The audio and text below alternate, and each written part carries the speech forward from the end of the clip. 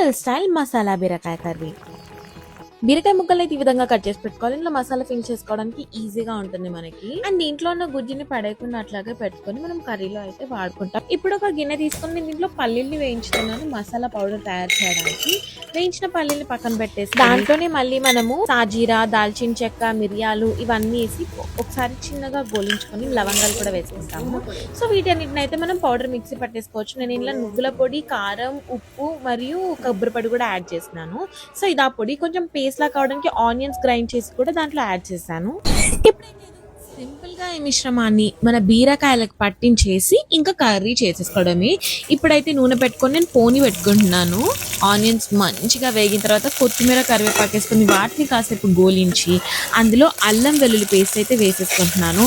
ఆ అరోమా ఎంత బాగుంటుందో తెలుసా. ఈ సమయంలోనే కాసింత పసుపు వేసుకొని దాన్ని చక్కగా కలుపుకొని ఇందాక మనం కలిపి పెట్టుకున్న మసాలా ముక్కల్ని కదా వేసి కాసేపు అలా మూత పెట్టి మగ్గిస్తే అవుతుంది మన బీరకాయ కర్రీ. అద్భుతంగా ఉంటుంది. దీంట్లో నేను కాసేపు ఉడికిన తర్వాత ఇలాగ వాటర్ పోసుకొని మూత పెట్టేసుకొని అయితే పెట్టుకుంటున్నాను అనమాట. మనం కర్రీ అయిన తర్వాత దింపే ముందు కాసింత ధనియాల పొడి వేసుకొని దింపేస్తే గుమగుమలాడే హోటల్ స్టైల్ మసాలా